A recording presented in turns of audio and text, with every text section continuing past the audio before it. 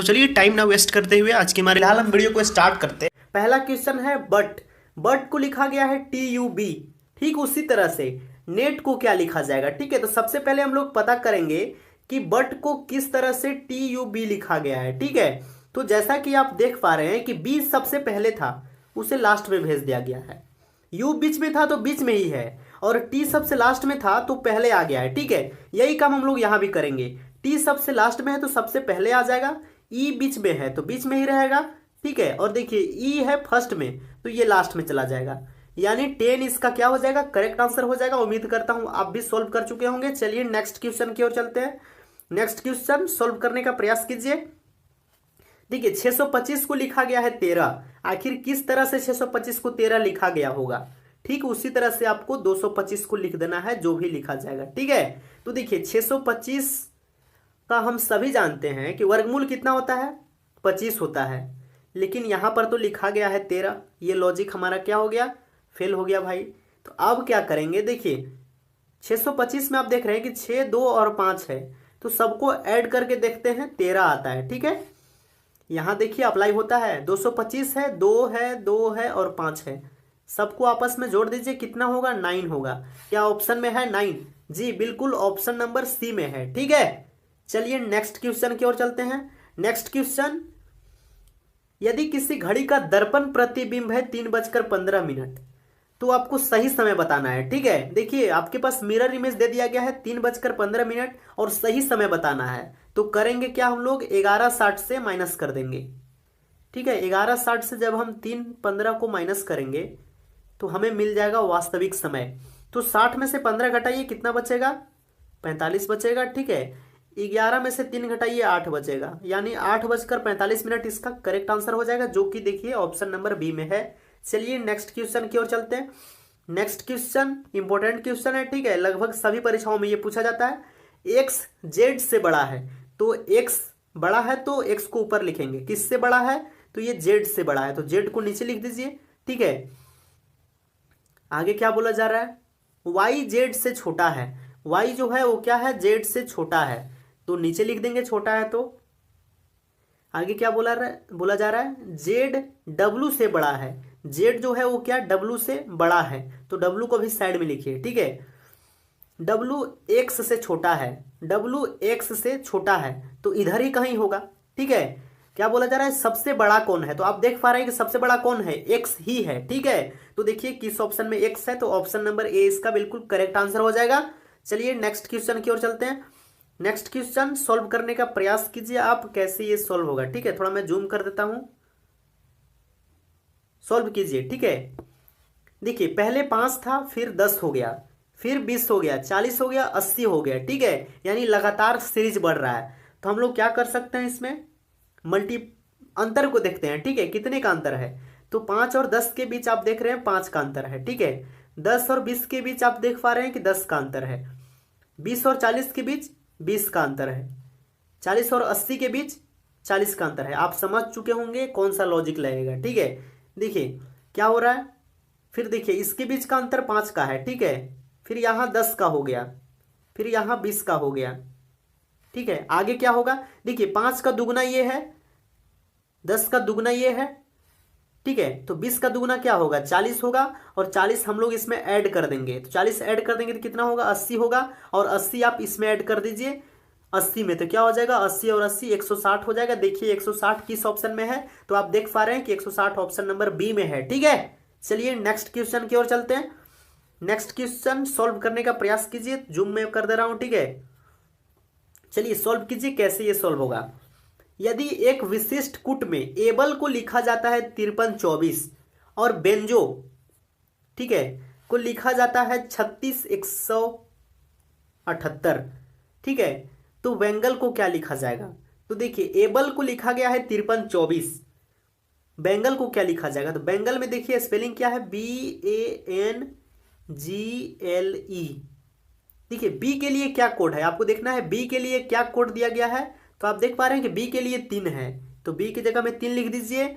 ए के लिए देखिए क्या कोड दिया गया है, एबल में ए है तो ए के लिए देख रहे हैं आप कि 5 दिया गया है, तो 5 लिख देंगे। ओके, एन के लिए देखिए क्या दिया गया है, तो एबल में तो एन नहीं है पर यहां पर एन है। ठीक है। तो एन के लिए देखिए क्या दिया गया है, 1 दिया गया है, तो 1 लिख दीजिए, ठीक है।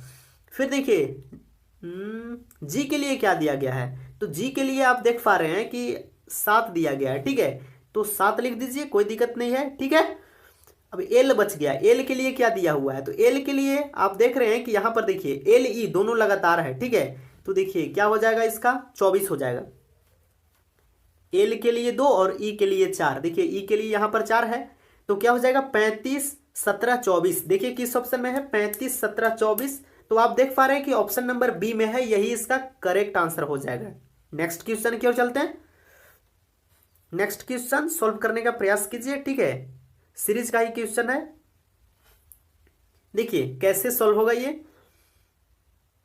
7 और 4 के साथ क्या किया जाए कि हमें 121 मिल जाएगा, ठीक है। वही काम आपको 6 और 4 के साथ करके 100 ला देना है, ठीक है। और वही काम आपको 9 और 8 के साथ करना है और क्या आएगा वही बताना है, ठीक। तो देखिए हम लोग कर क्या सकते हैं इसमें, तो सबसे पहले हम लोग देखेंगे 4 और 7 में क्या करें कि 121 मिल जाएगा। तो हम सभी जानते हैं 4 और 7 कितना होता है, 11 होता है, और 11 का स्क्वायर कर दें तो हमें 121 मिल जाएगा, ठीक है। वही काम हम लोग देखिए 6 और 4 को जोड़ेंगे तो क्या होगा, 10 होगा, 10 का स्क्वायर जब हम करेंगे तो 100 हो जाएगा, ठीक, जो कि यहाँ पर लिखा हुआ है। अब 9 और 8 को हम लोग जोड़ते हैं तो हो जाता है 17, और 17 का स्क्वायर करने पर कितना होता है मेरे भाई, 289। तो देखिए 289 किस ऑप्शन में है, तो आप देख पा रहे हैं कि ऑप्शन नंबर डी में 289 है, यही इसका करेक्ट आंसर हो जाएगा। नेक्स्ट क्वेश्चन की ओर चलते हैं।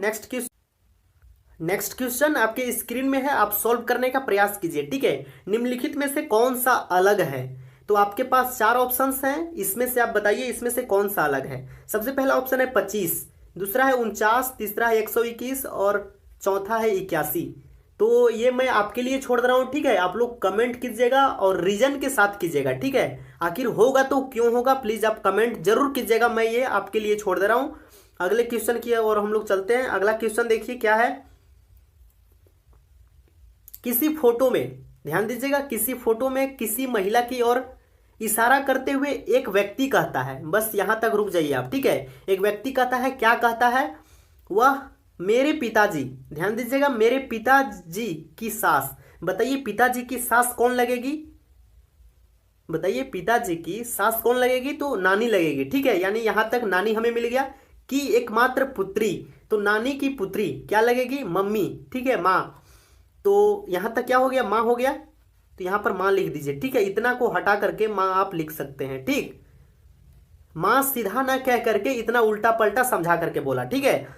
उस महिला का उस व्यक्ति से क्या संबंध है, यही आपको निकालना है। तो एक बार सेंटेंस को फिर से पढ़िए। किसी फोटो में किसी महिला की ओर इशारा करते हुए एक व्यक्ति कहता है कि वह माँ है, ठीक है। यानी क्या हो जाएगा, इसका माँ करेक्ट आंसर हो जाएगा। बहुत ही बेहतरीन तरीका है मेरे भाई, आप इसी को अपनाइएगा, आपको गलती नहीं होगा, ठीक है आपसे। तो माँ इसका क्या हो जाएगा, करेक्ट आंसर हो जाएगा। चलिए नेक्स्ट क्वेश्चन की ओर चलते हैं। नेक्स्ट क्वेश्चन रैंकिंग टेस्ट का है, आप सॉल्व करने का प्रयास कीजिए। 39 विद्यार्थियों की एक कक्षा में रवि सुमित से 7 स्थान आगे है, ठीक है। यदि सुमित का स्थान अंत से 17वां है तो आरंभ से रवि का स्थान क्या होगा। देखिए मान लीजिए ये एक क्या है, कक्षा है, ठीक है। क्या बोला जा रहा है, और टोटल कितने इसमें विद्यार्थी हैं, तो आप देख पा रहे हैं कि 39 हैं, ठीक है। रवि जो है उस सुमित से 7 स्थान आगे है। मान लीजिए रवि यहां पर है, सुकून से समझिएगा, ठीक है, और सुमित यहां पर है। रवि सुमित से 7 स्थान आगे है, तो आगे तो ये है, यानी ये इनके बीच के जो दूरी है कितना है, 7 का है, ठीक है। यदि सुमित का स्थान दे दिया गया है, सुमित का स्थान 17वां है, अंत से 17वां है, ठीक है। तो अंत तो हमारा ये हुआ, इधर से इसका स्थान दे दिया गया है 17वां, ठीक है। तो हम लोग इधर से इसका स्थान निकालेंगे, ठीक है। यानी बाएं से इसका स्थान दे दिया गया है 17वां, तो दाएं से क्या होगा आप ही बताइए। 39 में से 17 घटा देंगे, ठीक है। ध्यान दीजिएगा, 39 में से हम लोग 17 घटा देंगे तो क्या निकल जाएगा, और प्लस 1 कर देंगे। तो 39 में से 17 घटाएंगे तो कितना होगा मेरे भाई, कितना होगा, 22 होगा, ठीक है। और 22 में हम लोग 1 जोड़ देंगे तो क्या निकल जाएगा, सुमित का स्थान निकल जाएगा। यानी सुमित का स्थान बाएं तरफ से 23वां है, ठीक। और ये जो है आर जो है, क्या बोलते हैं इसको, रवि जो है इससे क्या है, 7 स्थान आगे है। तो घटा दीजिए, 23 में से 7 घटा दीजिए तो क्या हो जाएगा, 23 में से 7 घटाएंगे तो क्या होगा मेरे भाई, 16 होगा। ठीक है, 16 ही क्या हो जाएगा, इसका बिल्कुल करेक्ट आंसर हो जाएगा, जो कि ऑप्शन नंबर ए में है। उम्मीद करता हूं आपको समझ में आया होगा। ठीक है, चलिए नेक्स्ट क्वेश्चन की ओर चलते हैं। नेक्स्ट क्वेश्चन हमारा डायरेक्शन का है, सॉल्व करने का प्रयास कीजिए। ठीक है, देखिए हम लोग कैसे इसे सॉल्व करेंगे। कौशल दक्षिण की ओर 20 मीटर चलता है, तो जैसे जैसे बोल रहा है बस आप वैसा ही करते चलिए। तो ये पूरब है, ये पश्चिम है, ये उत्तर है और ये दक्षिण है। ठीक है, तो सपोज कीजिए कौशल अभी यहाँ पर है और ये दक्षिण में कितना चलता है, 20 मीटर चलता है। ठीक, फिर वह बाईं ओर मुड़ता है। ठीक है, और 30 मीटर चलता है। तो बाईं ओर मुड़ेगा तो किधर जाएगा, बाईं इसका ये होगा। ठीक है, और कितना चलता है मेरे भाई, 30 मीटर चलता है। फिर क्या बोला जा रहा है, इसके बाद बाईं ओर मुड़ता है, फिर से बाईं ओर मुड़ता है और 10 मीटर चलता है। तो बाईं किधर जाएगा, इधर जाएगा। ठीक है, और 10 मीटर चलता है। फिर क्या बोला जा रहा है, फिर वह दाईं ओर मुड़ता है और 40 मीटर चलता है। फिर से दाईं मुड़ता है यानी इधर जाता है और 40 चलता है। ठीक, अब क्या बोला जा रहा है, इसके बाद दाईं ओर मुड़कर 30 मीटर चलता है। फिर से दाईं मुड़ रहा है, तो मुड़ाइए, फिर से दाईं यहां आ गया और ये 30 मीटर चला। ठीक है, अब रुक जाता है, यहां पर वो रुक गया। ठीक है, तो पूछा जा रहा है अपने प्रारंभिक स्थान से किस दिशा में है। तो ये कौन सा दिशा है, पूरा यहां से इधर तक कौन सा दिशा है बताइए, दक्षिण दिशा है। ठीक है, यही इसका करेक्ट आंसर हो जाएगा, जो कि ऑप्शन नंबर सी में है। अब आपके पास मैथ्स के कुछ क्वेश्चंस हैं। ठीक है, तो आप लोग सॉल्व कीजिए और कमेंट बॉक्स में कमेंट करके बताएं इसे सॉल्व करने के बाद शेषफल क्या प्राप्त होगा। ठीक है, यही आपसे पूछा जा रहा है। यदि आप एकक को गुना करके सॉल्व करते हैं तो सॉल्यूशन काफी लंबा जाएगा और टाइम बहुत ज्यादा लग जाएगा। तो देखिए आपको सॉल्व कैसे करना है। आप क्या कीजिए कि 9 से पहले 77 में भाग दीजिए और जो शेषफल आएगा सिर्फ उसे याद रखना है और भाग मन ही मन देना है। ठीक है, तो 9 से हम लोग 77 में भाग देंगे तो रिमाइंडर कितना आएगा, तो 9 8 72, 8 बार भाग जाएगा और रिमाइंडर कितना आएगा, कितना आएगा बोलिए, 5 आएगा। ठीक है, अब देखिए उसी तरह से 9 से हम लोग 85 में भाग देंगे तो कितना बार भाग जाएगा, 9 बार भाग जाएगा और उसका शेषफल कितना बचेगा, 4 बचेगा। ठीक है, उसी तरह से 9 से हम लोग 73 में भाग देंगे तो कितना बार भाग जाएगा, 8 बार भाग जाएगा। 8 बार में क्या होगा, 72 होगा और शेषफल कितना बच जाएगा, 1 बच जाएगा। तो यहाँ पर आप 1 लिख देंगे। ठीक है, और बट्टा में 9 था, 9 लिख दिए। बस इतना ही काम करना था, काम हो गया। ठीक है, 5 और 4 को मल्टीप्लाई कीजिए, क्या होगा, 20 होगा और बट्टा में 9 है। तो इसे आप डिवाइड आसानी से कर सकते हैं, कोई दिक्कत नहीं है। तो कितना शेषफल बच जाएगा, 2 बार भाग जाएगा। ठीक है, और शेषफल हमारा बच जाएगा 2। तो 2 देखिए ऑप्शन नंबर ए में है। उम्मीद करता हूं आप समझ चुके होंगे। कभी भी इस तरह का प्रश्न आए तो आपको ऐसा ही सॉल्व करना है। चलिए नेक्स्ट क्वेश्चन की ओर चलते हैं। क्वेश्चन नंबर 2 देखिए, question number 2 LCM and HCF का है। ठीक है, और सभी शिफ्ट में एक क्वेश्चन एलसीएम एचसीएफ से बन रहा है। 6 घंटियां एक साथ बजना प्रारंभ करती है। ठीक है, यदि यह घंटियां क्रमशः 2 4 6 8 10 12 सेकंड के अंतराल पर बजती है तो 30 मिनट में यह कितनी बार एक साथ बजेगी। तो देखिए एक बार बज चुकी है। ठीक है, जो कि 6 घंटियां हैं और कितने के अंतराल पर बजती है, 2 4 6 8 10 और 12 के अंतराल पर। तो पहला आपका काम होगा कि इनका एलसीएम ले लेना। तो इनका एलसीएम जब आप लेंगे तो कितना आएगा, 120 आएगा, 120 सेकेंड। ठीक है, यानी 120 सेकंड के अंतराल पर बजेगी। ठीक है, तो इसको हम मिनट में चेंज करेंगे। तो मिनट में चेंज करने के लिए 60 से भाग देंगे तो कितना आएगा, 2 मिनट आएगा। ठीक है, यानी 2 मिनट में घंटियां जो है एक साथ एक बार बजती है। ध्यान दीजिएगा, 2 मिनट में घंटियां एक साथ एक बार बजती है तो 30 मिनट में कितनी बार बजेंगी। देखिए आपसे 30 मिनट का ही पूछा गया है। ठीक है, तो अब ध्यान दीजिए 30 मिनट में कितना बार बजेगी, जब 1 मिनट में 2 बार तो 30 मिनट में कितना बार, तो 15 बार। ठीक है, लेकिन 15 इसका आंसर नहीं होगा क्योंकि एक बार पहले ही बच चुका है। ठीक है, तो कितने बार बचेगा मेरे भाई, 16 बार। ठीक, तो ऑप्शन नंबर सी इसका बिल्कुल करेक्ट आंसर हो जाएगा। आप ध्यान रखेंगे। चलिए नेक्स्ट क्वेश्चन की ओर चलते हैं। क्वेश्चन नंबर 3 आपके स्क्रीन में है, सॉल्व कीजिए। देखिए इसे कैसे हम लोग सॉल्व करेंगे। क्या है, 720 रुपए में 17 गेंदे बेचने पर 5 गेंद के विक्रय मूल्य के बराबर हानि होता है। ठीक है, तो एक गेंद का क्रय मूल्य आपसे पूछा जा रहा है। ठीक है, देखिए 720 रुपये में बेचा गया है, 720 रुपये में बेचा गया है 17 गेंदा, जिसमें से कि 5 गेंदा के विक्रय मूल्य के बराबर उसे हानि हो जाता है। यदि हम कह सकते हैं यदि वह 12 गो बेचता ठीक है, 12 गेंद बेचता तो उसे ना तो हानि होता ना तो लाभ होता। ध्यान से समझिएगा, 17 गेंद बेचा तो क्या हुआ, 5 गेंदा के बराबर उसे हानि हो गया। तो हम लोग कह सकते हैं ना कि अगर वो 12 को बेचता 720 रुपया में तो उसे ना तो हानि होता ना तो लाभ होता। समझ रहे आप बात को? यानी हम कह सकते हैं कि 720 रुपया क्या है, इसका क्रय मूल्य है, यानी 12 गेंदों का क्रय मूल्य 720 रुपया। तो एक गेंदा का क्रय मूल्य कितना, 12 गेंदा का मूल्य 720 रुपया, तो एक गेंदा का मूल्य कितना, बिल्कुल सही 60 रुपया। यही इसका क्या हो जाएगा, करेक्ट आंसर हो जाएगा, जो कि ऑप्शन नंबर डी में है। चलिए नेक्स्ट क्वेश्चन की ओर चलते हैं। उम्मीद करता हूं आपको अच्छे से समझ में आया होगा। नेक्स्ट क्वेश्चन सॉल्व करने का प्रयास कीजिए, कैसे ये सॉल्व होगा। ठीक है, परसेंटेज का क्वेश्चन है। एक कर्मचारी के वेतन में 360 रुपए की वृद्धि करने पर उसका वेतन 3360 रुपया हो गया। ठीक है, तो उसका वेतन में कितने प्रतिशत का वृद्धि हुआ। 360 रुपये के वृद्धि करने पर 3360 रुपया हो गया। तो मैं आपसे पूछना चाहूंगा कि पहले कितना था। तो पहले वाला निकालने के लिए क्या करेंगे, माइनस कर देंगे 3360 में से 360 को, तो क्या बच जाएगा, 3000 रुपया। ठीक है, 3000 रुपया में कितना बढ़ा है मेरे भाई, 360 रुपया। तो हम निकालेंगे कि 360 रुपया 3000 का कितना प्रतिशत है, बस काम खत्म। ठीक है, 2 जीरो से 2 जीरो काटिए और ये 1 जीरो से ये 1 जीरो। ठीक, कितना बार बचेगा,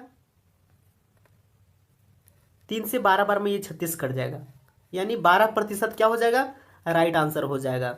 360 रुपया 3000 का कितना प्रतिशत है, 12% है, यानी उसके वेतन में 12% का वृद्धि किया गया। उम्मीद करता हूं आप समझ चुके होंगे। चलिए नेक्स्ट क्वेश्चन की ओर चलते हैं। नेक्स्ट क्वेश्चन आपके स्क्रीन में है, सॉल्व करने का प्रयास कीजिए। देखिए आपके सामने क्वेश्चन आ चुका है। ठीक है, सॉल्व कीजिए, कैसे ये सॉल्व होगा। तो देखिए कैसे इसे हम लोग सॉल्व करेंगे। किसी कक्षा में 20 छात्रों तथा एक शिक्षक का औसत आयु 15 वर्ष है। 20 छात्र हैं और एक शिक्षक है, टोटल कितना हुआ, 21 लोग। 21 लोग का औसत आयु कितना वर्ष है, 15 वर्ष है। ठीक है, तो टोटल उम्र कितना हो जाएगा, मल्टीप्लाई कर दीजिए, 15 से 1 में करेंगे तो 15 होगा, 15 दूना 30। ठीक है, 30 और 1 कितना हो जाएगा, 31 हो जाएगा, यानी 315। यदि शिक्षक की आयु घटा दी जाए, शिक्षक की आयु घटा दी जाए तो औसत 2 वर्ष कम हो जाती है, यानी शिक्षक को निकालने की बात हो रहा है। तो पहले कितना था, टोटल 21, शिक्षक निकल जाएंगे तो कितना होगा, 20। ठीक है, और औसत में कितना की कमी हो जाएगा, 2 की। तो पहले 15 था तो अब कितना हो जाएगा, 13 हो जाएगा। तो मल्टीप्लाई कर दीजिए, कितना हो जाएगा, 13 दूना 26, यानी 260 हो जाएगा। जब शिक्षक थे तो 315 था, जब हट गए तो 260 है। तो दोनों को अगर माइनस कर देंगे तो शिक्षक का जो उम्र है वो निकल जाएगा। ठीक है, तो कितना आएगा मेरे भाई, इसको माइनस करने पर 55 वर्ष आएगा।